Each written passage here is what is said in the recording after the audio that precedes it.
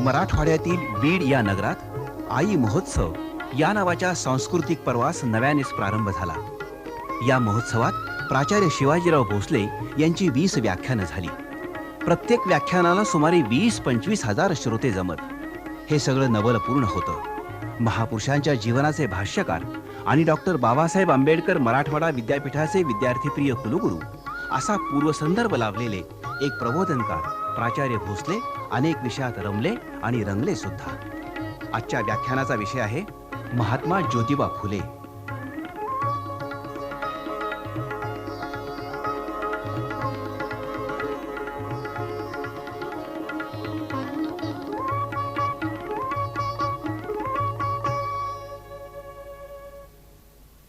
बंधू भगिनी, आता हा शेवटचाच भाग आहे। ज्या मराठवाडा विद्यापीठाचा मी कुलगुरू होतो त्याला ज्यांचं नाव देण्यात आलं त्या बाबासाहेब आंबेडकरांच्या विषयी बोलणं राहून गेलं आणि बाबासाहेबांना स्फूर्ती देणारे महात्मा फुले हे त्यांचे गुरु, त्यांच्याविषयी बोलणं राहून गेलं होतं। त्या फुले आणि आंबेडकर यांच्या जीवनाचं मी चिंतन करणार आहे। अर्थात मी जे सांगतो आहे ते माझं चिंतन असतं, ते प्रकट असतं, त्यामध्ये केवळ कथा कथन नसतं, त्यातून काही निष्कर्ष मी काढीत असतो इतकंच। पण मी कुठल्याही संप्रदायाचा नाही हे आरंभी, शेवटी आणि अधूनमधून सांगतच राहतो। कारण जगात इतकी मोठी माणसं झाली आणि त्यांच्या मोठेपणामुळं हे जगही तसं खरं उपकृत झालं आहे। त्यांचं स्मरण करीत करीत आपलं वैयक्तिक आणि सामाजिक जीवन जर आपण घडवू शकलो तर त्यांच्या ऋणातून आपण मुक्त होऊ शकू असं वाटतं, म्हणून त्यांचं खरं स्मरण करायचं। महात्मा फुले हे कबीर आणि बुद्ध यांप्रमाणे आंबेडकरांचे गुरुच होते। त्या अर्थात फुल्यांचं जीवन हे सुद्धा अत्यंत स्वाभाविकपणे खरं घडलेलं आहे।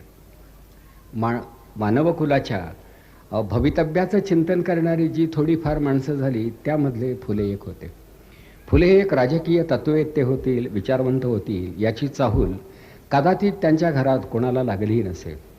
फुले हे मूळचे आडनावाचे गोरे होते, पण पुढे फुलांचाच त्यांच्या हातून अगदी व्यवहार होऊ लागला, व्यापार होऊ लागला आणि घरची बागही फुलांची होती। त्यामुळं पेशव्यांनी त्यांच्या पूर्वजांना काही कामं सांगितली, ती सगळी साधारण फुलाशी संबंधित होती। त्या फुलांचे गुच्छ, फुलांचे हार, फुलांचे दागिने हे या गोरे मंडळींकडून केले गेले आणि मग दरवेळी त्यांना हाक मारताना फुले आली का असं विचारता फुले आले का असं विचारलं जाऊ लागलं आणि गोऱ्यांचे फुले झाले। अर्थात बहुजन समाजामधली मुलं ही माझ्या उद्यानामधली फुलं, तेव्हा मला फुले राहण्यात आनंद आहे असं ज्योतिबा म्हणाले। मी असा हा खरोखर शेवटी एक फुलांच्यावर प्रेम करणारा पण देवगुणी माणूस होता। अर्थात माळी कुटुंबामध्ये त्यांचा जन्म झाला। वाडवडील फारसे शिकले नव्हते आणि शाळाही नव्हत्या। त्या काळी ज्या शाळा होत्या त्यांना गावठी शाळा असं म्हणत असत। खरं शाळा कधी गावठी नसते, पण लोक त्यांना गावठी शाळा म्हणत, हा लोकांच्या गावठीपणाचा भाग होता। गावठी हा शब्द तरी कसा आला असेल तर गावठाणामधली आपली शाळा ती गावठी शाळा। कारण मुद्दाम कुठल्या संस्था अशा शाळा चालवित नव्हत्या आणि सरकारही प्रजेपर्यंत शिक्षणाच्या माध्यमातून जाऊन पोहोचलं नव्हतं। काही मिशनरी स्कूल्स मात्र होती। त्या फुले सुरुवातीला शाळेत जाऊ लागले आणि नंतर मग त्यांना सांगण्यात आलं की कशाला ज्योतिबा तू शाळेत जातोस, त्यापेक्षा घरचं काम कर, शेतीवाडी बघ, काय आपली फुलबाग सांभाळ, आणि म्हणून शाळेतून त्यांचं नाव काढण्यात आलं। तर फुल्यांच्या शेजारी एक लिजिट साहेब आणि गफ्फार बेग मुन्शी या नावाचे 2 सभ्य गृहस्थ राहत होते।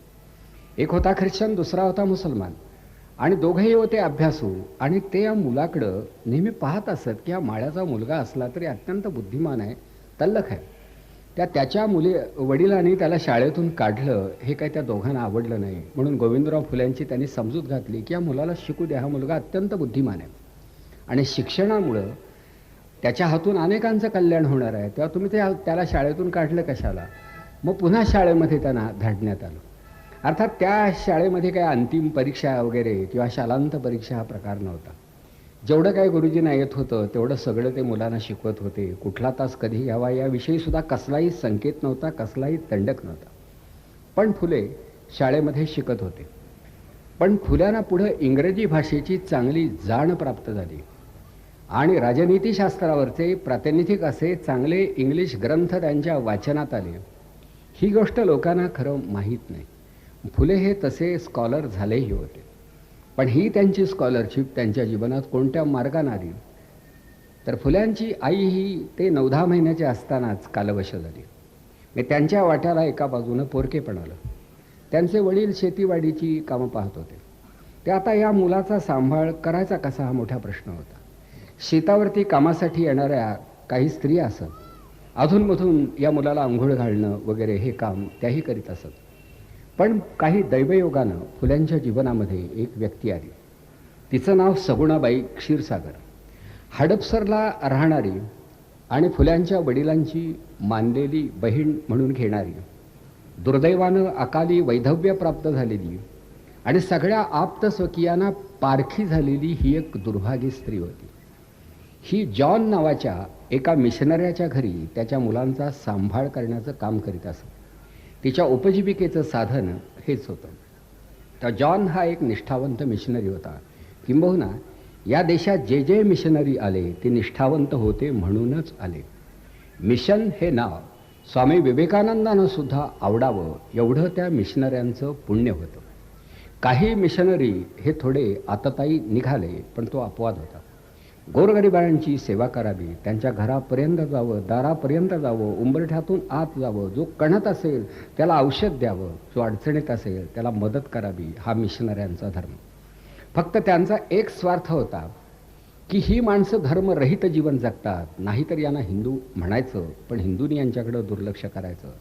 त्यापेक्षा त्यांना आपण आपल्या धर्मामध्ये सामावून का न घ्यावं असा विचार या मिशनरी लोकांच्या मनात येत असे. आणि अनेक हिंदूंच्या मनात सुद्धा एक प्रकारच्या दुर्बलतेमुळं आणि सामाजिक विषमतेमुळं हा विचार येत असे की शेवटी आपल्याला आश्रय देणारा धर्म तो आपला धर्म हा आपण मानला पाहिजे. नाहीतर ज्याला आपण स्वधर्म म्हणतो तो आश्रय देत नसेल, मदत करीत नसेल, तर त्या धर्माचा उपयोग तरी काय? तेव्हा या मिशनरी मंडळींची फुल्यांचा लहानपणी संबंध झाला.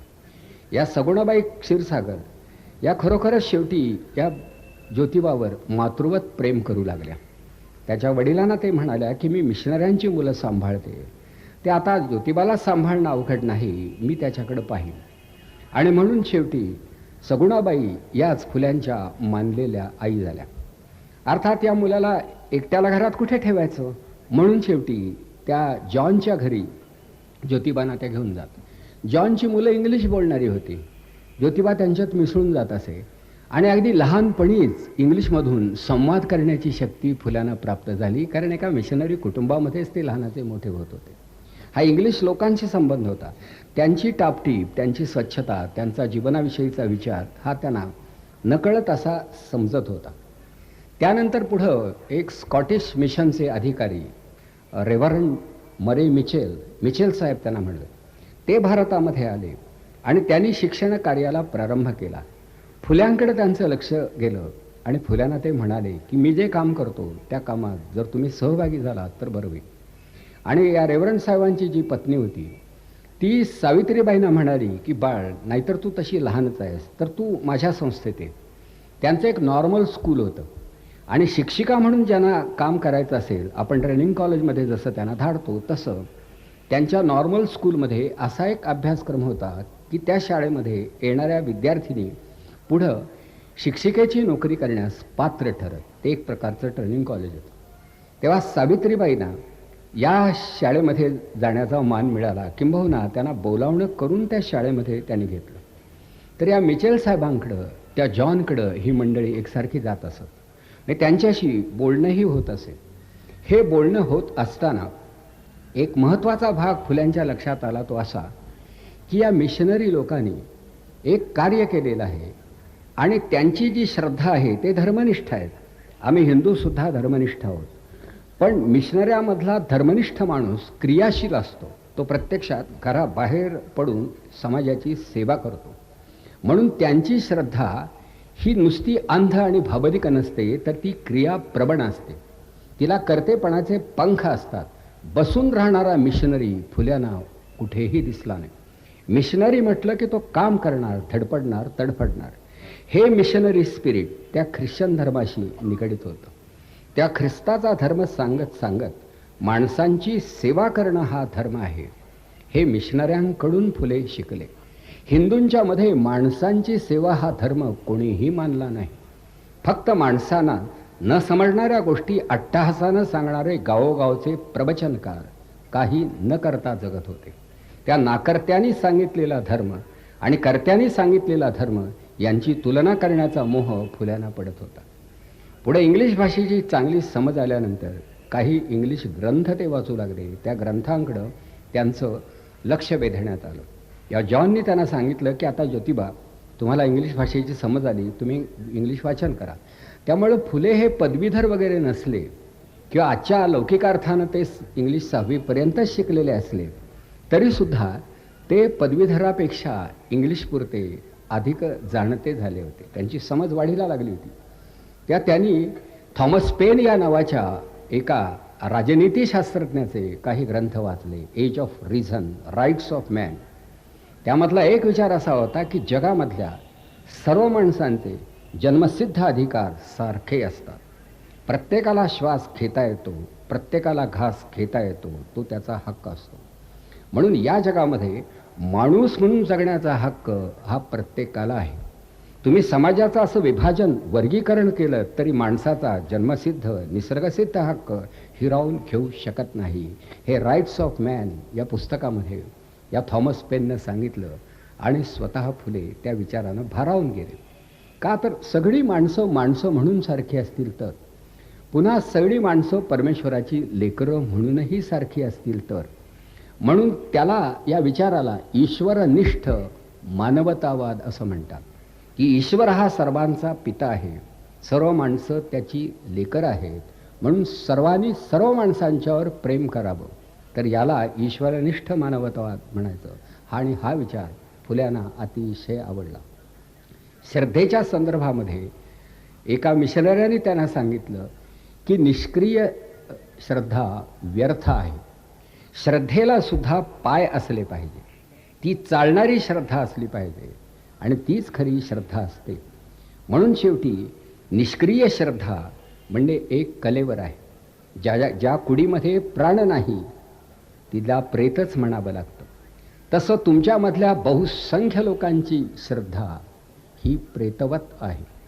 हालचाल या नावाची गोष्ट नाही, जगाची चिंता नाही, प्रत्यक्ष काही करणं नाही, विचार आहे तो फक्त स्वर्गाचा किंवा पाताळाचा, स्वतःचा आणि समाजाचा विचार न करणारी ही श्रद्धा आहे.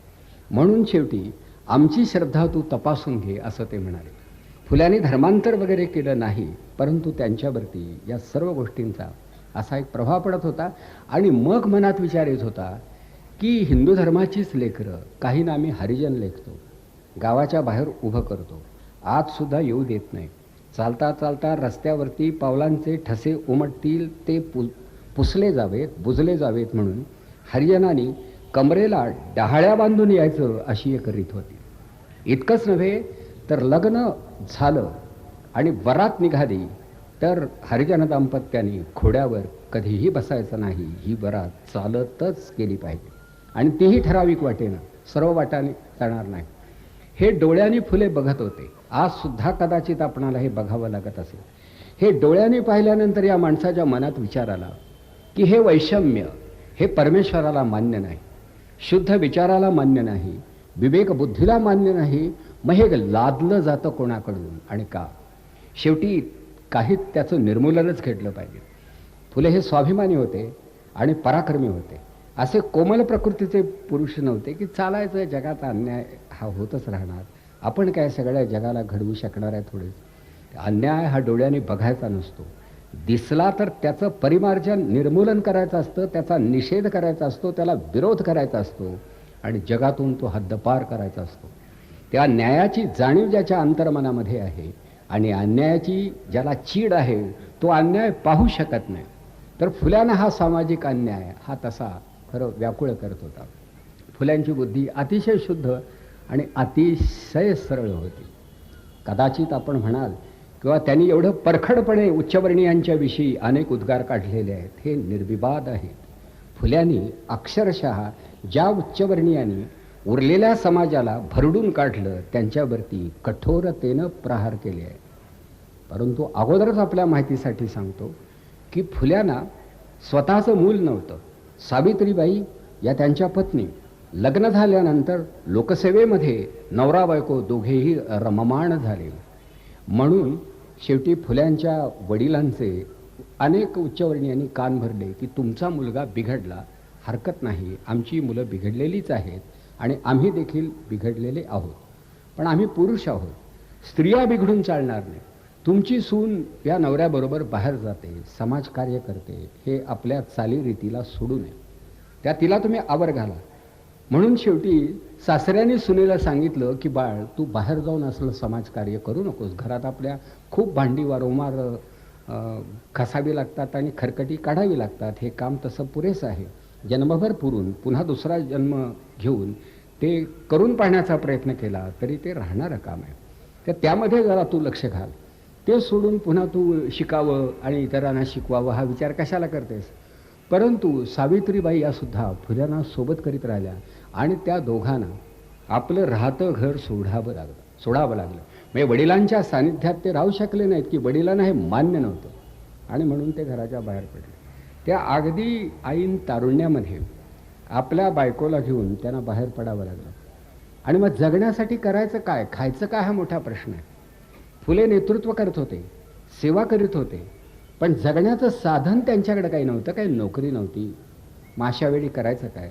त्या सावित्रीबाईंना ते म्हणाले की हे बघ, आपलं जगणं आपल्यासाठी असतं, समाजावर अवलंबून राहणं बरं नाही, कष्ट करून आपण जगू शकतो.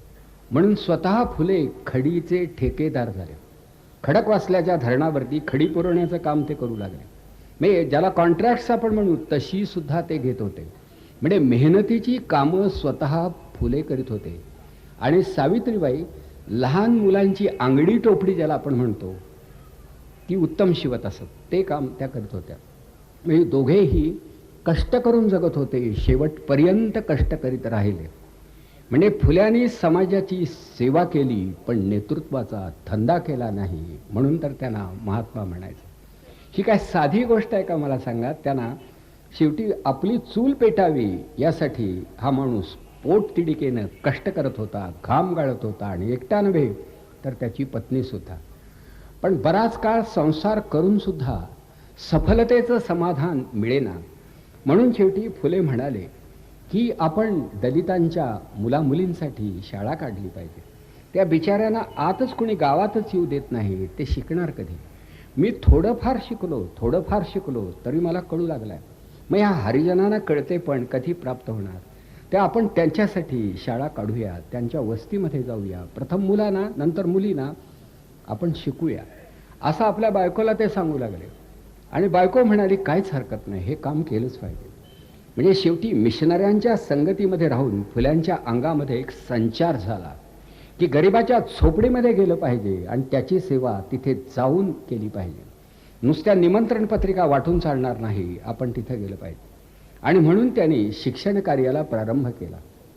शिक्षणाविषयी अखिल बहुजन समाजाचं त्यांनी प्रबोधन केलं. की फुल्यांचा शिक्षणाविषयी कटाक्ष होता, आग्रह होता, पण त्यांची शिक्षणाविषयक कल्पना ही होती की शिक्षणामुळे जाणते पण प्राप्त होतं, शिक्षणामुळे नोकरी मिळावी ही अपेक्षा बाळगून त्यांनी शिक्षणाचा आग्रह धरला नाही. ज्यानं त्यानं अनुरूप असे, प्रकृतीला अनुरूप असे व्यवसाय स्वीकारावेत, करावेत आणि जगावं, पण प्रत्येकानं शिकावं. आणि म्हणून त्यांचं जे विचारसूत्र सांगितलं जातं अनुप्रासामुळं, ज्याला एक प्रकारची लोकप्रियता प्राप्त झाली आहे, ते सूत्र असं आहे की विद्या नसेल तर काय होईल, तर विद्येविना मती गेली, मतीविना नीती गेली, नीतीविना गती गेली, गतीविना वित्त गेले, वित्ताविना शूद्र खचले, एवढे अनर्थ केले एका अविद्येने. लांबलचक आहे पण तरीसुद्धा हे त्यांचं विचारसूत्र हे एखाद्या वेदमंत्राप्रमाणे जतन करून ठेवलं आहे की विद्या नसेल तर मती नाही, म्हणजे तुमच्या बुद्धीचं भरणपोषण होणार नाही, तुम्ही वाचन करू शकणार नाही, चांगल्या ग्रंथांशी आणि विचारशाखांशी तुमचा संबंध येणार नाही, मग तुम्ही आणि इतर प्राणी यामध्ये फरक राहिलाच कुठे. माणूस हा शेवटी विद्यावंत आणि विचारशील प्राणी आहे. म्हणून प्रत्येक व्यक्ती ही विद्यावान झाली पाहिजे. ती धनवान नसली तर अडणार नाही, पण ती विद्यावान झाली पाहिजे. जो विद्यावान तो विद्वान. पण आपल्याकडचे जे विद्वान हे विद्वानच असतात. आणि म्हणून एखाद्याची हेटाळणी करण्यासाठी आपण शेवटी विद्वान या शब्दाचा वापर करीत असतो. तेव्हा फुल्याने शिक्षणाचा हा प्रसार व्हावा म्हणून फार प्रयत्न केले. आणि हे खरं आहे की नाही पहा, विद्या नसेल तर काही कळतच नाही. अर्थशास्त्राचा अभ्यास नसेल काय कळणार. बरं, साक्षरतेचा प्रसार झाला नाही, वर्तमानपत्र वाचता येत नाही, जग कुठं आहे हे कळत नाही, कुठे काय घडतं हे उमगत नाही, आजचा बाजारभावसुद्धा समजू शकत नाही. लेकीच्या लग्नाचं बोलणं करायचं असेल तर सोन्याचा भाव हा प्रथम वर्तमानपत्रात पाहावा आणि मग बाकीचं बोलणं करावं. वाचता येत नसेल तर हे बघणार कसं. म्हणून माणूस आणि दगड याच्यामध्ये काही फरक राहत नाही. संत गाडगेबाबासुद्धा हेच म्हणाले होते. म्हणून त्यांनी शिक्षणाचा आग्रह धरला आणि ते शिक्षणाला वंचित झाले होते. बहुजन समाज आणि विशेषतः दलित समाज त्यांच्या शिक्षणाचा आग्रह महात्मा फुल्यांनी धरला. शिकलं पाहिजे. तुम्हाला संकोच वाटतो ना, गावात येताना मीच तुमच्याकडे येतो ना, तुमच्या वस्तीत तुमची शाळा चालवतो, या तर खरं तुम्ही, या तर खरं तुझं नाव काय, गंगाराम. गंगाराम ना, त्यातलं पहिलं अक्षर बघ ग आहे, त्याच्यावरती एक टिंब आहे, दुसरा गा आहे. थांब थांब, तुझं नाव मी तुला लिहायला शिकवतो. त्या ज्याचं त्याचं नाव त्याला लिहिता येऊ लागलं तरी आनंद वाटायला लागला. आणि मग सगळ्यांचीच नावं लिहिता यावीत म्हणून तुला आता सगळी मूळ अक्षरं शिकवतो. फक्त तुझ्या नावातली अक्षरं नाही, सगळी अक्षरं. म्हणजे एखादा शिक्षणशास्त्रज्ञ शिक्षणाविषयी जसा मूलगामी विचार करतो तसा विचार स्वतः फुले करत होते. तेव्हा स्वतः ते शिक्षक झाले. पण मुलींनाही शिकवलं पाहिजे, कारण मुली पुढे येणार कशा. आणि मुलींना शिकवणारा शिक्षक तरी मिळणार कुठचा. कारण शिक्षक हे शेवटी संकोचामुळं मुलींकडं पाहू शकत नसत. ही एक जुन्या काळातली अडचण होती. म्हणजे मुलींना अजूनसुद्धा तसं मोकळेपणानं वागता येत नाहीच. पण पूर्वी तर उंबरठ्याच्या आतूनच मंडळी बोलणं करीत असत. बाहेरून विचारणा करायची की घरातली भाजी संपली आहे का. बाहेर येऊन उत्तर नाही, आतून उत्तर. तो अंतर्नादच होता. भाजी संपून 4 दिवस झाले आहे. आता हे ऐकल्यानंतर ठीक आहे, भाजीशिवाय 4 दिवस काढता येतात तर अजून 4 दिवस काढायला हरकत नाही. ह्या असलाच स्त्री पुरुष संबंध. आणि लोकही कौतुकानं सांगायचे जुन्या काळात, आम्ही असे एकमेकाशी बोलत नव्हतो. ही पोरं काल लग्न झाले की आज फिरायला जातात. ही मुलांची आहे हेटाळणी. आणि कौतुकानं काय सांगायचं, आमचं लग्न होऊन 3-4 मुलं झाली तरी आम्ही एकमेकाशी निदान 4 चौघात तरी बोलत नव्हतो. या लोकांना न्यायालयात खेचावा समाजामध्ये की बायकोशी न बोलणाऱ्या लोकांना काहीतरी वेगवेगळी शिक्षा ठेवली पाहिजे.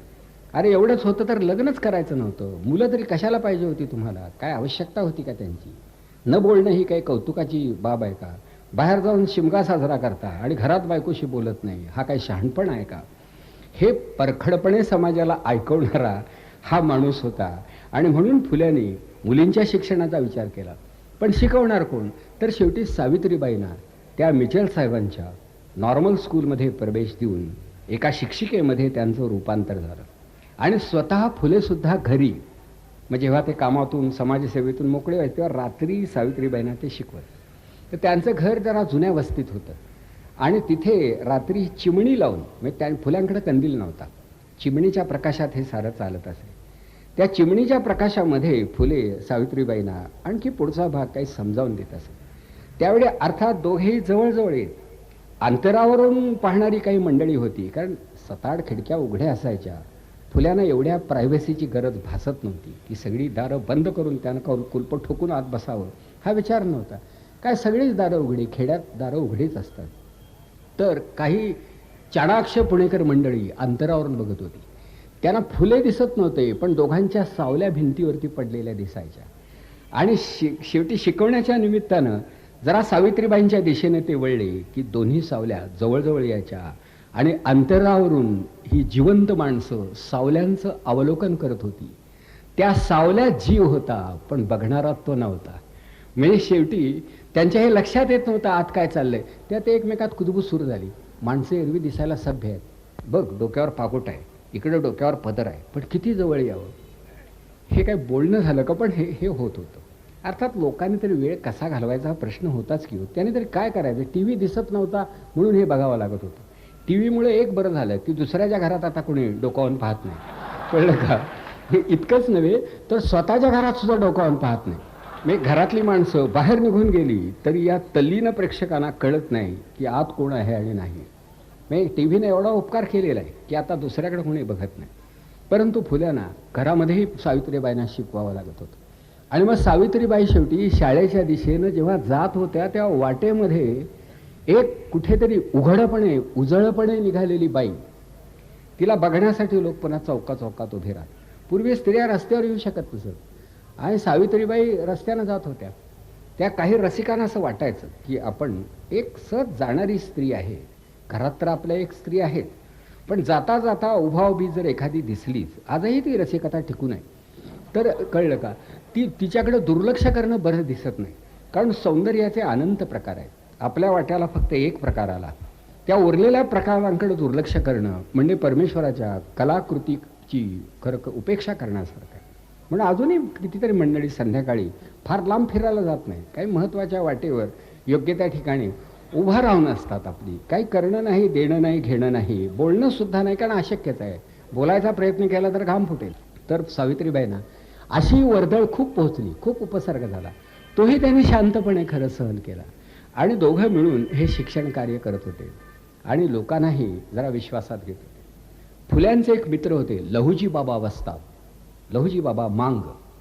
फुले त्यांच्याकडे जायचे आणि दांडपट्टा शिकायचे. फुल्यांच्या डोक्यात काही काळ हा विचार होता. लोकमान्य टिळक म्हणायचे की स्वराज्य मिळाल्याशिवाय प्रश्न सुटणार नाहीत आणि वासुदेव बळवंत यांच्यासारखे क्रांतिकारक सुद्धा शेवटी लढाच दिला पाहिजे असं म्हणत. त्या आपण सुद्धा काहीतरी शिकावं म्हणून उस्ताद लहुजी बाबांकडे ते जात. पण काही दिवसानं फुल्यांच्या लक्षात आलं की समाज हा एवढा आज्ञ आहे. अशा स्थितीमध्ये आपण नुसती हातात तरवार घेऊन प्रश्न सुटणार नाही. तरवार घ्यायचीच असेल तर पहिल्यांदा अज्ञानावर प्रहार करण्यासाठी विषमतेवर, अन्यायावर, जातीयतेवर प्रहार करणारी तरवार ही प्रथम आवश्यक आहे, तरच इतिहास घडू शकेल. आणि ही तरवार ज्ञानाची असेल, ही तरवार शिक्षणाची असेल. म्हणून त्यांनी ते दांडपट्टा वगैरे सोडून दिला. कारण किती लोकांना तुम्ही मारणार? अज्ञान जर समाजात तसंच राहिलं तर नुसतं माणसं मारून का हा देश स्वतंत्र होणार आहे? तेव्हा शिक्षण प्रसाराला आणि समाजसेवेला पण वाहून घ्यायचं हे त्यांनी ठरवलं. आणि मग आपल्या समाजामध्ये जे जे विविध प्रकारचे प्रश्न आहेत ते सोडवण्यासाठी फुले अत्यंत उत्सुक होते. समाज जीवनाचं अवलोकन करावं यासाठी अगदी कर्तृत्वाच्या भिन्न भिन्न क्षेत्रात त्यांचा संचार घडला. एकदा ज्योतिबांना कुणीतरी म्हटलं, तुम्ही मंदिरात जात नाही, देवाचं दर्शन घेत नाही. ज्योतिबा म्हणायचे, मला माणसं दिसतात, माणसात देव दिसतो, पुरे. तर एका मित्राने आग्रह केला की आळंदीला आल्याशिवाय तुम्हाला समाज कळणार नाही. किती लोक येतात आळंदीला, पंढरपूरला, त्या माझ्याबरोबर तुम्ही एकदा या, आमची एक दिंडी आहे. त्या दिंडीमध्ये मित्राबरोबर एकदा आळंदीला ज्योतिबा गेले. तर जाताना असा प्रकार झाला की वारकरी तल्लीन होते, भजन करत होते, त्यांना वेध लागला होता, ज्ञानेश्वरांना भेटायचं होतं. आणि त्यांच्या दिंडीमध्ये काही म्हाताकोतारी माणसं होती ज्यांना घरात कोणी विचारत नाही ना, ती माणसं शेवटी देवाच्या दिशेनं जातात. तसं एक थकलेला म्हातारा होता, पोटात अन्नाचा घास गेला नव्हता, घराच्या बाहेर पडला होता, दिंडीतून चालत होता. 2-3 मैल गेल्यानंतर त्याला चक्रावल्यासारखं व्हायला लागलं आणि अक्षरशः तो उभी खाली पडला. पडल्याबरोबर बाकीची जी दिंडी होती ती तर काय थांबवता येणं शक्य नव्हतं, कारण बऱ्याच दिंड्या होत्या मागे पुढे, थांबायच तरी कसं? त्याला तिथंच ठेवून सगळे पुढे निघाले. फुले त्या दिंडीत होते, ते थांबले. आपल्या मित्राला म्हणाले, थांब, या वृद्धाकडे जरा पाहूया. मग त्या वृद्धाला त्यांनी बाजूला घेतलं, त्याला प्यायला पाणी दिलं. मग आपल्याबरोबर बांधून आलेली भाकरी, आणलेली भाकरीही त्याला दिली आणि त्याला जरा बरं वाटू लागलं. मग त्याला आपल्याबरोबर ते घेऊन आळंदीला गेले. म्हणजे धर्म हा शेवटी कुठेतरी मानवी जीवनाशी निगडीत आहे. गोष्ट साधी होती, बाकीचे थांबायला तयार नव्हते, कारण ज्ञानेश्वरांची त्यांनी अपॉइंटमेंट घेतली, त्यावेळेस त्यांना वेळेवर जाणं आवश्यक होतं. परंतु माणसासाठी थांबणारा माणूस दिंडीमध्ये नसावा ही सुद्धा दुर्दैवाची गोष्ट होती. फुल्यांनी तेही काम केलं. एकदा असंच घराच्या मार्गावरती असताना कोणीतरी ओणवा झालेला एक गरीब भिकारी होता आणि तो खाली सांडलेलं धान्य भरत होता. आता हे धान्य भरत का होता तर त्याच्याजवळ तेच होतं, पण मातीमध्ये पडलं होतं. फुले मागच्या बाजून आले आणि म्हणाले, अरे काय करतोस तू? तर पलीकडच्या घरामध्ये एक देवता राहते, एक आई राहते, तिनं मला खूप धान्य दिलं, पण मी माझ्या त्या चिरकुटात बांधून घेतलं, चिरकुट जीर्ण होतं, त्यामुळे ते फाटलं आणि धान्य खाली सांडलं. फुल्याने ताबडतोब अंगावरचं उपरणं काढलं, त्याला दिलं आणि सांगितलं, यात तू हे तुझे दाणे बांधून ठेव. आणि पुन्हा विचारलं, कुठल्या घरात रे कोणती देवता राहते? त्यानं जे घर दाखवलं ते सावित्रीबाईंचं, फुल्यांचं होतं. त्या सावित्रीबाईंनी त्याला भिक्षा वाढली आणि ती बांधण्यासाठी फुल्यांनी आपलं उपरणं दिलं. आता ही दानत आपल्याकडं नाही, उलट त्याच्याकडून आपल्याला काही मिळेल का? तुझ्याकडं फाउंटन पेन दिसतंय, तू निरक्षर आहेस, काय याचा उपयोग तुला? मी जपून ठेवतो म्हणून काढून आपल्या खिशात आपण ठेवू. शेवटी माणसांच्या जगात स्वतः माणूस म्हणून जगणं आणि इतरांना माणूस म्हणून जगता यावं यासाठी अनुकूल भावनांची निर्मिती करणं हे मूर्तिमंत धर्मकार्य होतं आणि हे फुले करत होते. मग हा एका स्तरावरचा प्रश्न झाला. दुसरा एक भाग असा होता की आपल्या समाजामध्ये विशेषतः उच्चवर्णीय त्यांच्याकडे मुलींची लग्न लवकर होत होती. त्या बाबतीत ते उच्च नव्हते, इतरांपेक्षा खालावलेले होते. पण साथीचे रोग यायचे आणि मुलींच्या वाट्याला फार लवकर वैधव्य यायचं. कोवळ्या पोरी आणि नवरा गेलेला असायचा. मुली घरात राहायच्या, त्यामुळे त्यांना संसर्ग कमी पोहोचत असेल. हे बाहेर जाऊन वाटेल ते खाणार पिणार, यांना आजार व्हायचे आणि हे मरायचे. मग शेवटी आता कपाळावर कुंकू नाही. तुम्ही बाजूला बसायचं, अंधारात बसायचं, एकदा जेवायचं, देऊ ते ताट, पुढ्यात ठेवू ते ताट, त्यात असेल तेवढं खायचं, एकभुक्त राहायचं. हा असा दंडक उच्चवर्णीय समाजामध्ये राबवला जात होता. आणि एवढ्यावर भागत नव्हतं, तर आता तुमच्याकडे कोणी पाहता कामा नये म्हणून तुमचं एकमेव सौंदर्य लक्षण हे तुमचे लांब सडक केस ते ताबडतोब कापून टाकायचे. आणि म्हणून विधवांचे केस कापले जात असत. याला केशवपन म्हणत. म्हणजे गावातल्या नाभिकांना बोलावायचं आणि ह्या कोवळ्या मुलींच्या मस्तकावरचे केस कापून काढायचे. कल्पना करा तुम्ही, ब्युटी पार्लरच्या आजच्या जगात ही कल्पना कशी वाटते? फुल्यांना अतिशय राग आला. त्यांनी अनेक उच्चवर्णीयांना सांगितलं, तुम्ही हे करता काय? या मुलींचं दुसरं लग्न लावा. ते तर करीत नाहीच, पण त्यांना धड जगूसुद्धा देत नाही. उच्चवर्णीय म्हणाले, हा धर्मसंकेत आहे, हे परंपरेचे पालन आहे वगैरे. ते म्हणाले, मी ही परंपरा मानत नाही. आणि म्हणून फुल्यांनी शेवटी नाभिकांची सभा घेतली आणि नाभिकांचा एक सत्याग्रह घडवून आणला की आम्ही या मुलींच्या डोक्यावरून बस्तारा फिरवणार नाही, तुमच्या घरी येणार नाही. हे सगळ्या न्हाव्यांनी सांगितलं. त्यामुळं परस्परच पुरुषांना यापासून काय सौख्य लाभ झाला असेल माहिती. पण हे वर्तमान लंडनला जाऊन पोहोचलं आणि तिथल्या महिला संघाने तार करून फुल्यांचं अभिनंदन केलं की आपल्या देशामधला स्त्रियांच्यावरचा एक अन्याय आपण मोठ्या शौर्यानं परतवला आहे किंवा त्याच्या विरुद्ध आपण बंड केलं. आम्हाला कौतुक वाटतं. आता हे फुल्याने केलं. आज त्याला त्याचं काही महत्त्व वाटणार नाही, कारण हे अन्याय होतच नाही. बरं काय आपल्या मुलीबाळी त्यात नाही, पण हे अन्याय कोण कुणावर करत होतं? हे अन्याय उच्चवर्णीय आपल्या मुलावर करत होते. म्हणजे ते केवळ दलितांच्यावरच अन्याय करत होते असं नाही, पोटच्या पोरांच्यावर सुद्धा अन्याय करत होते. फाळके या नावाच्या एका उच्चवर्णीय कुटुंबामध्ये शेवटी अशी एक दुर्घटना घडली की कुणीतरी मुलगी बाहेर फिरायला गेली आणि सायंकाळी उशिरा घरी आली. काय मुलीने किती वाजता परत यावं हे शेजाऱ्यांनी ठरवायचं नसतं, त्यांचं त्यांना कळतं. त्या एका कारणास्तव त्या घरावरती बहिष्कार काढण्यात आला.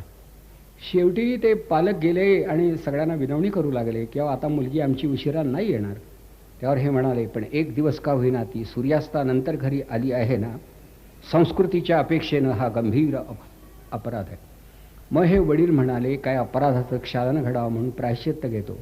शंकराचार्यांकडे त्यांना नेण्यात आलं. म्हणजे शंकराचार्याला सुद्धा कसा काय वेळ मिळत होता एवढा माहीत नाही.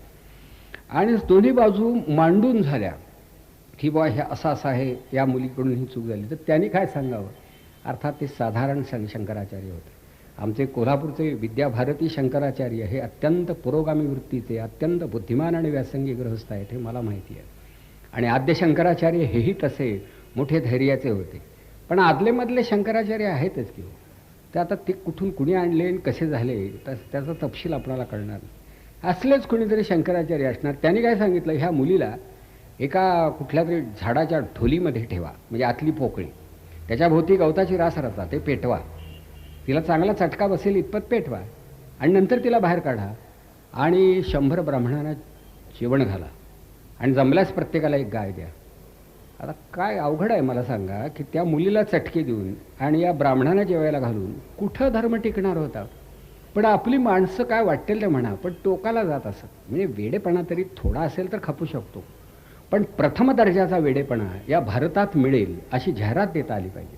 म्हणजे इकडे तिकडे तुम्ही कुठे जाऊ नका, तुम्हाला आमच्या देशामध्ये तो मिळू शकेल, ठोक बंद, अजिबात तुम्हाला कमी पडू देणार नाही, इतका अस्सल प्रथम श्रेणीचा वेडेपणा हा आमच्याकडे आहे. तर ही शिक्षा फरमावली. एका मुलीला तर शेवटी विधवा झाली असताना टायफॉइड झाला आणि तिच्यावर अंत्यक्रिया करण्याची वेळ आली तर अक्षरशः हा काही ब्राह्मण मंडळीने आग्रह धरला की प्रथम तिचं केशवपन करा आणि मग आम्ही अंत्यक्रियेचा विचार करू.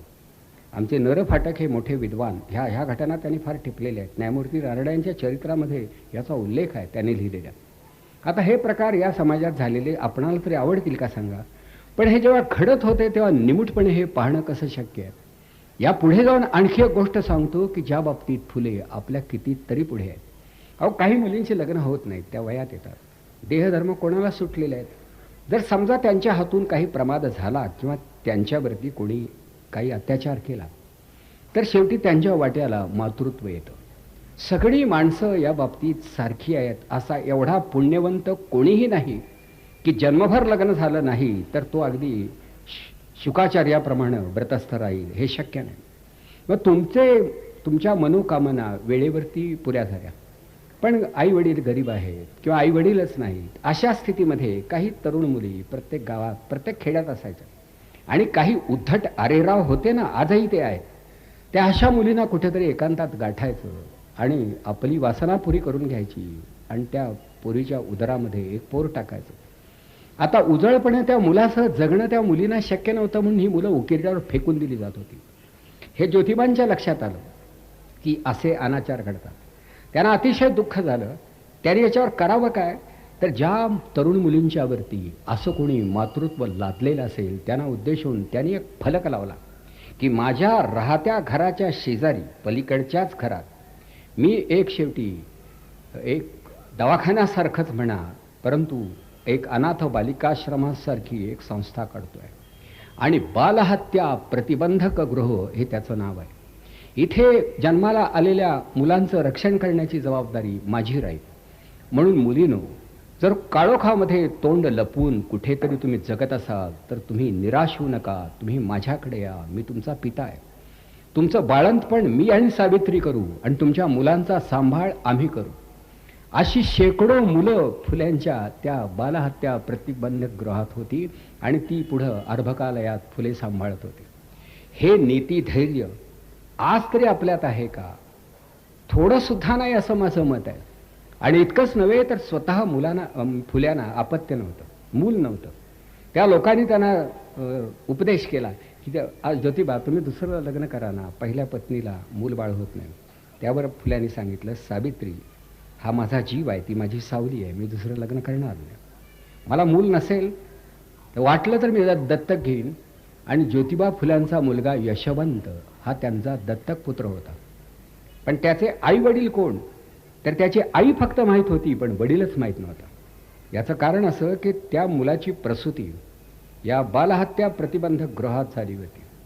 काशीबाई नातू या नावाची शेणवी समाजातली तशी म्हटलं तर ब्राह्मण स्त्री होती, विधवा झाली होती आणि वैधव्यानंतर तिला प्राप्त झालेला हा मुलगा होता. या मुलाला महात्मा फुल्यांनी दत्तक घेतला आहे. म्हणजे एका ब्राह्मण विधवेचा मुलगा दत्तक घेण्याचं धैर्य दाखवणारे महात्मा फुलेच फक्त महात्मा या संज्ञेला पात्र ठरू शकतात. अहो, आपण आपल्या मुलींना आंतरजातीय विवाह सुद्धा अजून करू देणार नाही. समजा एखादा मुलगा आवडला, परजातीतला असला, आवडला असेल, विचार केला असेल तर काय हरकत आहे? आपली छाती नाही हे लक्षात ठेवा. कारण आपल्या 96 कुळी, आपल्या वाडवडिलांनी घडवलेला आणि त्यानंतर आपण बुडवलेला इतिहास, त्याच्या साक्षीनं पोराबाळांचं मातेरापण करायचं असतं. म्हणजे फुल्यांचं नेमकं मोठेपण यात आहे. हो, माणसाला माणूस म्हणून जगत असताना त्यांच्या जीवनामधल्या व्यत्ययांचा निराश करणारा हा पुरुष होता. हे काम एक परमेश्वरानं तरी करायला हवं होतं किंवा महात्मा फुल्यांनी तरी करायला हवं होतं.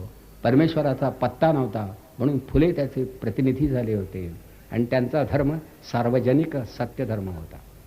आता हे करणारे त्यावेळी काय लोक त्यांना बरं म्हणाले असतील का? अहो, यांना पोरीचं वेडच आहे, कुठल्या तरी पोरी गोळा करून शेवटी ठेवतो बायकोवर काही जीव नाही, करण्याताठ्या चांगल्या दिसणाऱ्या पोरी कोणाला नको आहेत, असं बोलणारी गावात त्या माणसं होती. म्हणजे महापुरुषाची विटंबनासुद्धा किती करावी याला काही आपल्या देशात तशी मर्यादा नव्हती. अमर्याद विटंबना ही केली जात होती. आणि फुले तेही सहन करत होते की या मुली तुमच्या असूनही तुमच्या नसतील, तर माझ्या नसूनही त्या माझ्याच आहेत, मी त्यांचा पालक आहे. आणि म्हणून त्यांनी त्या मुलींचा आणि त्यांच्या मुलांचाही सांभाळ केला. त्या पुण्यामधल्या काही लोकांनी फुल्यांच्यावरती मारेकरी घातली आणि हे मारेकरी रात्रीच्या वेळी फुल्यांच्यावर चाल करून आले. हे इतकं सगळं समाजकार्य करतो काय, चांगली गोष्ट आहे काय? आपण थोडी थोडी सेवा करावी, आम्ही सुद्धा करतो, अधूनमधून 2-3 रुपये वर्गणी देतो नाथाच्या अष्टमीला. मग मध्ये नाही सवड सापडत. हा माणूस आपला दिवस रात्र हे करतो आणि आता पुन्हा केशवपणाला याचा विरोध.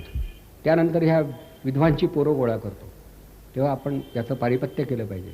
म्हणून महात्मा फुल्यांच्यावरती मारेकरी घालण्याचा प्रयत्न केला. आणि शेवटी एक पंडित धोंडी कुंभार म्हणून प्रसिद्धीला आलेला आणि रोडे या नावाचा, एक होता कुंभार, एक होता महार. त्यांना असं सांगण्यात आलं प्रत्येक 1,000 रुपये सुपारीच 1,000 रुपये देतो. रात्री जा, ज्योतिबाजवळ काय कोणी नसतं, त्याच्या घरात तो एकटा फार तर बायको असेल, त्याला मारून परत या आणि रोख रुपये घेऊन जा. आता स्वस्ताईच्या काळात गरीब माणसांना 1,000 रुपये मिळणार आणि काय काम विशेष करायचं, एक कोयता घ्यायचा, विळा घ्यायचा, नाही तर काय नुसता धक्का द्यायचा, ठार करायला लागतं काय, गडा दाबायचा. ही माणसं ज्योतिबांचा वध करण्यासाठी त्यांच्याकडे गेली. आत गेली तर पाहतायत की सावित्रीबाई पाळणा हलवत आहेत, फुले मुलांना थोपटत आहेत, अंगावर पांघरून घालत आहेत.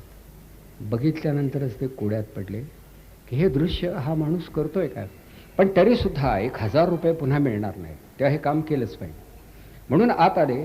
फुल्याने विचारलं की अरे कोण तुम्ही आणि आलात का? त्यावर त्यांनी सांगितलं की आम्ही सुपारी घेतली आहे तुम्हाला ठार करण्यासाठी, आम्हाला 1,000 रुपये मिळणार आहेत. तर शेवटी फुले म्हणाले तुम्हाला 1,000 रुपये नक्की मिळणार आहेत का आणि मला मारल्यामुळे मिळणार आहेत का? ठीक आहे, मला एकट्यालाच मारणार आहात ना, माझी सावित्री उरलेलं काम करेल, जा मारून जा. शेवटी मी तुमच्यासाठी जगलो, आता तुमच्या हातून मेलो तर बिघडलं कुठे? करा प्रहार. त्यांनाही काही लाज लज्जा विवेक होता. ती मंडळी अक्षरशः म्हणजे धाय मोकलून कोसळली आणि फुल्यांचे पाय धरून म्हणाली क्षमा करा. हा सगळा दुर्विचार आमच्या मनात भरवणारी कोरी गोमटी भली माणसं होती आणि आम्हालाही आमच्या मुलाबाळांसाठी पैशाचा मोह पडला. पण आता आम्ही या प्रकारचं अपकृत्य उभ्या आयुष्यात करणार नाही. तात्यासाहेब आम्हाला क्षमा करा. फुल्यांना तात्यासाहेब म्हणत. फुले म्हणाले अरे मी क्षमा केली असं समजा, पण तुम्ही माझ्याबरोबर माझं काम करा ना. आणि शेवटी ते फुल्यांचे अनुयायी झाले आणि त्यातला हा जो कुंभार होता तो अक्षरशः विद्यासंपन्न झाला. त्याला पंडित धोंडी कुंभार हेच नाव मिळालं, तो पंडितच झाला. म्हणजे मारेकऱ्याचा पंडित करणं ही किमया फुल्यांनीच करावी. बाहेरचे पंडित मारेकरी झाले होते आणि फुल्यांकडे आलेले मारेकरी पंडित होत होते. म्हणजे हे सुद्धा ही एक किमया होती आणि ही फुल्यांनी केली. तर अशा रीतीनं खरोखर समाजाच्या जडणघडणीचं काम करणारे होते. बरं, आपला हा हिंदू समाज हा तसा खूप विराट आहे. या हिंदू समाजाच्या पुनरुत्थानाचा प्रयत्न करणारे स्वामी दयानंद या नावाचे एक लोकोत्तर पुरुष झाले. आर्य समाज या विचार प्रणालीचे ते आद्य प्रवर्तक आणि संस्थापक आणि प्रचारक आणि प्रतिपादक होते. तर वेदामध्ये जात नाही, वेदामध्ये सत्य युगच फक्त आहे. स्त्री पुरुष हा भेद नाही, यज्ञाचा अधिकार स्त्रियांना आहे. आणि म्हणून खरा हिंदू धर्म हा आर्य धर्म आहे आणि या आर्य धर्मात गायत्रीचा अधिकार स्त्रियांना आहे, हरिजनांना सुद्धा आहे. आणि म्हणून हा हिंदू धर्म मी जगाला शिकवणार असं ते म्हणू लागले. त्यांची बऱ्याच ठिकाणी प्रवचनं झाली. दयानंदांचं मराठवाड्यात फार मोठं काम त्यांच्या अनुयायाने केलेलं आहे.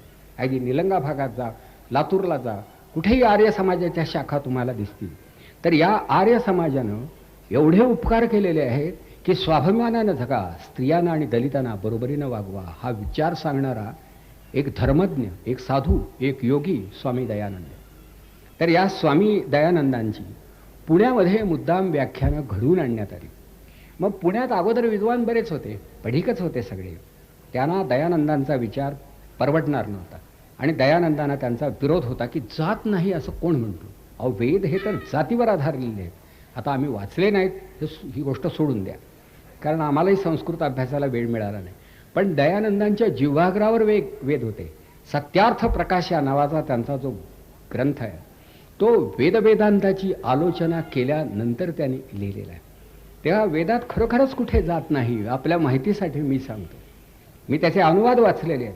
कुठेही जातीयतेचा भाग त्या वेदात नाही. मग अशा स्थितीत हा धर्मात कुठून आला कळायला मार्ग नाही. ही माणसाची मला वाटतं विषमतेविषयीची अंगभूत आसक्ती हेच त्याचं कारण असण्याची शक्यता आहे. तेव्हा या दयानंदांची पुण्यामध्ये व्याख्यानं झाली आणि व्याख्यानाचा समारोप करताना शेवटच्या दिवशी दयानंदांची एक मिरवणूक काढायची हत्तीवरून, असा एक विचार करण्यात आला. या व्याख्यानांचं आयोजन करण्यामध्ये न्यायमूर्ती रानडे अग्रभागी होते. न्यायमूर्ती बुद्धिमान होते, विद्वान होते आणि त्यांना दयानंद हवे होते. तर पुण्यामधल्या अनेक गुंडांना हाताशी धरून ही मिरवणूक उधळून लावायची असा विचार काही उच्चवर्णीयांनी केला होता. त्यांनी तयारी केली होती.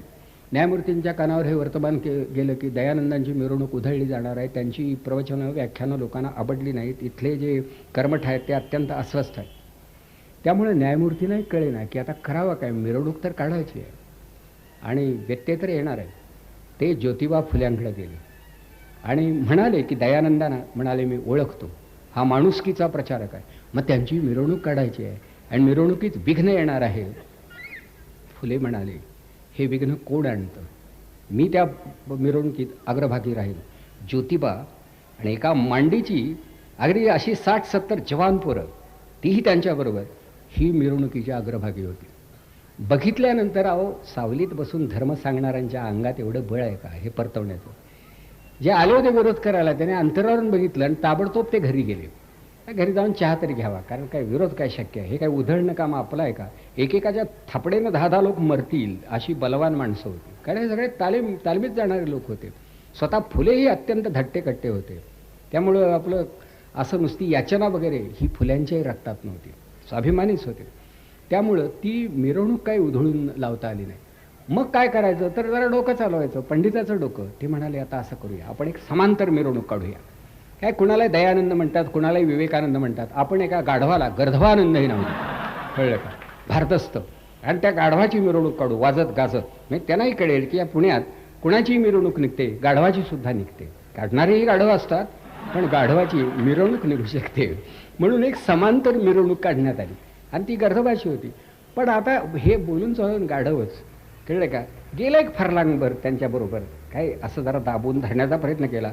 त्यानंतर त्याचा स्वधर्म जागा झाला आणि त्यानं आपल्या सर्व पायांचा वापर केला आणि त्यामुळे निम्मे अर्धे पंडित खाली पडले, कळलं का. त्यांना माहीतच नाही की गाढवाशी वागावं कसं आहे. शेवटी ती मिरवणूक उधळण्यापूर्वीच गाढवानंच ते काम हाती घेतलं आणि आपल्या लाथानी 144 कलम जाहीर केलं. त्यामुळे तेही पंडित पांगले. पण ही वृत्ती ही अशी. पण फुले तिथे गेले. म्हणजे पुण्याच्या सार्वजनिक जीवनामध्ये फुल्यांचा फार मोठा सहभाग होता. लोकमान्य टिळक आणि आगरकर यांना डोंगरीच्या तुरुंगामध्ये धाडण्यात आलं. कोल्हापूरच्या छत्रपतींची विटंबना करणारा तिथला दिवाण हा निर्दय आहे म्हणून केसरीमध्ये लोकमान्य टिळकांनी काही अग्रलेख लिहिले. हे त्या दिवाणाला झोंबले. त्यांनी टिळकांच्यावर आणि आगरकरांच्यावर खटला भरला आणि त्यांना शेवटी शिक्षा झाली. तर टिळक सुटून परत आल्यानंतर आणि जाण्यापूर्वी सुद्धा एकदा जामीन देण्याच्या निमित्तानं फुले त्यांना भेटले आणि लोखंडे या नावाचे आपले मित्र त्यांना सांगितलं टिळक आगरकरांना तुम्ही जामीन करा. पुढं शेवटी ते टिळक सुटले. तर टिळकांची मिरवणूक काढण्याचं काम भांबुर्ड्यापासून हे महात्मा फुल्यांनी केलं. टिळक आगरकरांची मिरवणूक काढली. का समाजाची सेवा करणारी तुम्ही मोठी माणसं आहात, राष्ट्राच्या उर्जिताची विवंचना वाहणारे तुम्ही भाग्यवंत आहात म्हणून त्यांची मिरवणूक काढली. म्हणजे रानड्यांशी त्यांचा संबंध होता, टिळकांशी त्यांचा संबंध होता, पुण्याच्या सार्वजनिक जीवनाशी त्यांचा संबंध होता. पण लोक काही फुल्यांना मानत नव्हते. का तर काहीतरी चुकीची मतं घेतो आणि भलत्या वाटेनं जातो. जरा काहीतरी वेगळ्या गोष्टीविषयी त्यांनी बोलायला हवं. फुले एवढंच म्हणत होते, मला लोकमान्यांचं राष्ट्रकारण मान्य आहे पण मला ते राजकारण परवडत नाही. कारण समाज या अवस्थेत असेल तर कसलं तुमचं राजकारण, त्याचा उपयोग काय. म्हणून शेवटी बाबासाहेब आंबेडकर सुद्धा म्हणाले होते की तुमचं स्वातंत्र्य हे राजकीय स्वातंत्र्य असेल आणि सामाजिक स्वातंत्र्य नसेल तर त्या स्वातंत्र्याला कसलाही अर्थ नाही. म्हणून फुल्याने शेवटी आपला म्हणून एक वेगळा पवित्रा घेतला आणि कार्याला प्रारंभ केला. सगळीकडे गती येत होती. मग सत्यशोधक समाज या नावाची एक संघटना त्याने स्थापन केली. का तर सत्याचा शोध घेतला पाहिजे, सत्य शोधलं पाहिजे, स्वतः समजावून घेतलं पाहिजे, जगाला समजावून दिलं पाहिजे. यासाठी एखादी संस्था उभी केली पाहिजे. म्हणून 1873 साली सत्यशोधक समाजाची त्यांनी स्थापना केली आणि त्याचं मार्गदर्शन करण्यासाठी त्यांनी काही ग्रंथ लिहिले. मग त्यामध्ये एक शेतकऱ्याचा आसूड या नावाचा सुद्धा ग्रंथ आहे. सार्वजनिक सत्यधर्म हा त्यांचा शेवटचा ग्रंथ किंवा एक लहानसं पुस्तकच आहे. हे पुस्तक लिहिलं तेव्हा फुले हे अंथरुणाला खिळलेले होते. त्यांना अर्धांगवात झाला होता आणि या विकलांग दशेमध्ये फुल्यांनी सार्वजनिक सत्यधर्म हे पुस्तक डाव्या हाताने लिहिले, कारण उजवा हात काम करीत नव्हता.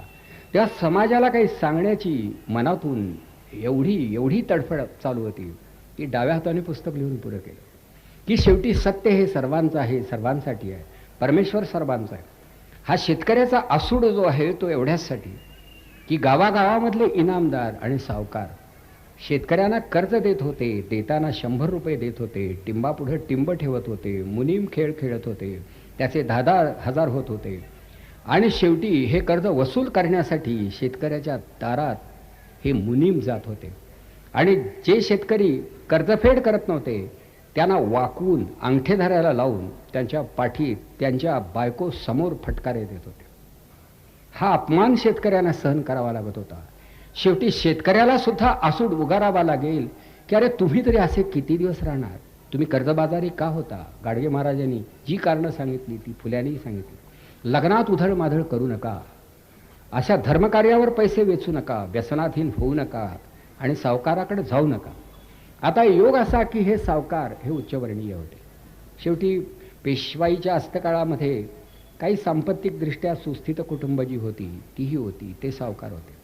गावामधला जो कुलकर्णी होता तोही सुशिक्षित होता, तोही योगायोगानं उच्चवर्णीय होता आणि सरकार दरबारी जे अधिकारी होते ते शिकलेले होते, म्हणजे तेही उच्चवर्णीय होते. त्या काळच्या समाज रचनेत या 3 घटकांकडून समाजाची उपेक्षा झाली हे खरं आहे. जातीचा संबंध नव्हता पण योग तसा होता. जे शिकलेले होते ते कारकून झाले होते. मग साधा उतारा शेतकऱ्याला हवा असला तरी मिळत नव्हता आणि सावकार सुद्धा सरळ बुद्धीने कर्ज देत नव्हता. त्या शेतकऱ्यांच्यावरचे हे अन्याय दूर कसे करायचे हा प्रश्न होता. शेतकऱ्याच्या पत्नीच्या अंगावरती एक धड असं वस्त्र नसतं, 2-3 वस्त्रांच्या चिंध्या आणि तुकडे जोडून ती वस्त्र घालत असते. ती इतकी दयनीय दुर्दशा ज्या कुटुंबांच्या वाट्याला येते ती कुटुंब शेतकऱ्यांची आहेत. म्हणून शेतकऱ्यांच्या रक्षणासाठी आता मी सत्यधर्माचा प्रतिपादक झालो आहे आणि शेवटी माझाही आसूड मी परजून तयार आहे. कारण गुळमुळीत बोलून हे काम होणार नव्हतं. तसे काय सावकार कुणाला दाद देणारे नव्हते. अहो गुरंढोरांचे लिलाव व्हायचे, हे काय गुरं ते सांभाळत होते असं नाही. तुझी गुरं तुझ्या दावणीतून सोडणार, आम्ही सोडून देऊ. तू आमचे पैसे बुडवलेस ना तर आम्ही तुझी गुरं सोडून देतो. आता हे सहन कसं. पुरुषासारखे पुरुष विचार करा. या महाराष्ट्राला एवढा इतिहास होता, ज्यांचे वाडवडील शेवटी रणांगणामध्ये लढत होते, त्यांची लेकरं असा कोणाचाही मार खात होती. आता ही परिस्थिती काय समाधानकारक होती का. कुणीतरी फणा वर करणं आणि स्वाभिमानानं लढा देणं ही समाजाची गरज होती आणि ज्याच्यामध्ये हा पौरुषाचा अंश आहे तोच हे करू शकत होता. म्हणून फुल्याने ते काम केलं. या कारणास्तव आंबेडकरांना ते प्रिय झाले की अरे गरिबांचा कैवार घेणारा, बाजू घेणारा, गरिबांसाठी झिजणारा असा हा माणूस होता. म्हणून तेही त्यांनी म्हणजे ग्रंथ कर्तृत्वही केलं. आता हे निश्चित आहे की विष्णूशास्त्री चिपळूणकरांचं भाषाप्रभुत्व हे फुल्यांच्या ठाई कुठून येणार. ते शास्त्रीबा होते, त्यांचे वडील शास्त्री होते, ते मराठी भाषेचे शिवाजी झाले होते. परंतु गोरगरिबांचे शिवाजी महात्मा फुले हे होते. आणि म्हणून ते म्हणत की शेवटी माझं लिहिणं हे ओबडधोबड असणार माझ्यासारखंच, पण तुमच्याविषयी काही तळमळ वाटते म्हणून मी लिहितो आहे. मी काही ललित लेखक नाही. आणि म्हणून मला वाटतं धनंजय किरानी फुल्यांच्या गद्याविषयी म्हटलंय की फुल्यांचं गद्य हे रानफळासारखं गुणकारी होतं. काही अशी फळं असतात रानावनात, काही वनस्पती असतात की त्याच्यामुळं माणसाची प्रकृती सुधारते. ती खाताना गोड वाटत नाही पण गुणकारी असतात. तसं गुणकारी मराठी गद्य हे फुल्याने लिहिलं. बाकीच्यांचं काय प्रासादिक होतं, अनुप्रासाने भरलेलं होतं, अत्यंत सुंदर असं गद्य. पण माहितीसाठी सांगतो, आमची मुलं आणि आमच्या मुली या जुन्या पिढीपेक्षा अधिक चांगलं लिहू शकतात, सुंदर मराठी लिहितात. कुणी वाचत नाही. याचं कारण असं की आपल्या मुलांनी इतकं चांगलं लिहिणं बरं नाही असं आम्हाला वाटतं. म्हणून आजकालच्या युवकांची आणि युवतींची मराठी भाषा अतिशय अशी समृद्ध आहे. त्यांचं वाचनही चांगलं आहे. लोकमान्यांचं गद्य तुम्हाला आज आवडणार नाही. सांप्रत एतद्देशीयांच्या कल्याणासाठी हे असले शब्द त्यात यायचे. सांप्रत काय आणि एतद्देशीय काय, आता आपण हे वापरतो तरी का शब्द. आणि एखादा अवघड विषय सोपा करा असं म्हणण्यापेक्षाही पंडितांचा कल असा होता, गहन विषयास सौलभ्य प्रदान करणे हे आपले कर्तव्य आहे. हे सौलभ्य काय आणि हे काय लोकांना कळायचं नाही. तुम्हाला सांगतो, हे आपल्याकडे ती एक अडचण होती. जुन्या पिढीचं जे मराठी होतं ना, त्याला जरा गहनता प्रिय होतीच.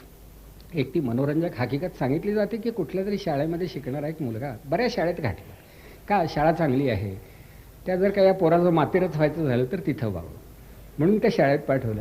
आणि त्या शाळेमध्ये काही दिवस हा मुलगा शिकला आणि नापासच झाला. वर्षभर राहिला आणि नापास झाला. वडील गेले, मुख्याध्यापकांना भेटले, अहो तुमची शाळा चांगली, मुलाला तुमच्याकडे धाडलं, तुमच्याकडे तो शिकेल, मोठा होईल असं वाटलं. मुलगा नापास झाला. मुलाची चूक होती. अभ्यास करत नव्हता, बऱ्या संगतीत नव्हता, वर्गात बसत नव्हता, कसा पास होणार. आता एवढं सरळ सांगता आलं असतं की अभ्यास करत नव्हता, संगत बरी नव्हती, वर्गात नव्हता, होता तेव्हा लक्ष नव्हतं. हे न सांगताना शेवटी सांगावं काय मुख्याध्यापकांनी, चित्तचांचल्य, मनोमालिन्य, कळलं का, इत्यादी अवगुणांचा प्रादुर्भाव घडल्यामुळे, चित्ताची व्यग्रता वाढल्यामुळे चिरंजीव अनुत्तीर्ण झाले. कळलं का. तो पालक पळत घरी गेला आणि पोराला मिठी मारून म्हणाला, बरं झालं तू नापास झालास. अरे त्या शाळेतलं पालकांनाच काय कळत नाही, ते तुला काय कळलं असेल. तर फुले हे शेवटी जगासाठी झिजणारे, खरं त्यांचा पुतळा हा इतिहासानं उभा केला होता, प्रत्येक मनामध्ये स्थान होतं. तेव्हा फुल्यांच्यासारख्या माणसाला आता म्हणावं तरी काय. बहुजन समाजाला असं वाटलं की अरे ज्योतिबाने आपल्यावर एवढे उपकार केले, एवढे उपकार केले की आता ह्या माणसाला हाक मारताना आपण तात्यासाहेब म्हणायचं, ज्योतिबा म्हणायचं, हाक तरी कशी मारायची. म्हणून एका गरीब माणसाच्या डोक्यात कल्पना आली, अरे ज्योतिबा ह्याला आपण महात्माच म्हणायला पाहिजे. आणि म्हणून महात्मा ही उपाधी बहुजन समाजानं त्यांना दिली आहे. पुढे महात्मा गांधी म्हणाले की महात्मा म्हणून घेण्याचा अधिकार माझा नाही, तो फुल्यांचा होता. आणि स्वातंत्र्यवीर सावरकर सुद्धा म्हणाले की बंडखोर समाज सुधारक म्हणजे काय, आणि हिंदुत्वाचा खऱ्या अर्थानं अभिमानी पण त्यात सुधारणा करणारा शेवटी समाज पुरुष म्हणजे काय हे जर जाणून घ्यायचं असेल तर तुम्हाला ज्योतिबांना शरण जावं लागेल, असं सावरकर सुद्धा म्हणाले होते. म्हणजे ज्योतिबांची थोरबी नंतर लोकांच्या लक्षात आली. आता खरी अडचण एकच आहे की आपल्या अंगात धैर्य नाही. तो सगळा ज्योतिबा आपल्याला पचणार नाही. पुण्यतिथी पुरता ज्योतिबा आपणाला हवा आहे, याच्या पुढे आपण जाऊ शकणार नाही. वस्तुस्थिती आपण सर्वांच्याच बाबतीत हे आहे. हो, शिवाजी महाराजांच्या बाबतीत तरी काय, जमतील तेवढे शिवाजी महाराज, उरलेल्या बाबतीत आम्हीच महाराज, म्हणजे अशी आपली परिस्थिती आहे. आणि म्हणून मला असं वाटतं की महापुरुषांचं नुसतं चरित्र कथून करून काय उपयोग आहे. आता तुम्ही मुलामुलींना स्वातंत्र्य देणार आहात का, मनापासून शिकवणार आहात का, पत्नीशी बोलणार आहात का, तिला काही वेळ देणार आहात का, दलिताला घरात घेणार आहात का, बरोबरीनं वागवणार आहात का, हे प्रश्न अनुत्तरितच आहेत अजून. हे कुणी आपल्यापैकी तसा घरामध्ये त्यांना घेण्याच्या अवस्थेत नाही. ज्या रयत शिक्षण संस्थेत मी शिकलो, शाहू बोर्डिंगमध्ये, कर्मवीर भाऊराव पाटलांच्या, तिथं जातीयता नव्हती. त्या संस्थेचे चेअरमन आमचे नलावडे वकील हे तिथं आले, आमच्या कलेवढण गावी आले. तर एक चहापानाचा कार्यक्रम भीत ठेवला, कारण ते हरिजन होते वडूचे. आता ह्यांना म्हणाले चहा द्यायचा म्हणजे कशात न द्यायचा, यावर गावभर चर्चा की हा हरिजन माणसं. अरे पण तो रयत शिक्षण संस्थेचा पदाधिकारी असू द्या म्हणाले, चहाच देणार म्हणाले. काय आम्ही काय परस्पर पितोय काय, पण चहा द्यायचा कशात. लोक म्हणाले तांब्यात न द्या. अरे तांब्यात न काय एवढ्या मोठ्या माणसाला चहा देतात काय. काही म्हणाले मडक्यात न द्या. हा म्हणाले मडकभर चहा वाया नाही का जाणार, उरलेला आपण घेऊ ना. मग म्हणाले कपात न देऊया, पण म्हणजे कप वाया जाणार.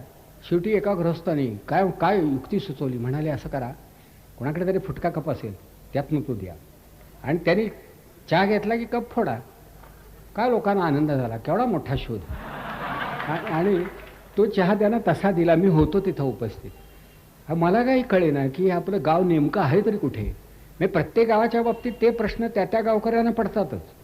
तर ते काय आमच्या कलेवडून गावीच होता असं नाही. तर असला हा समाज.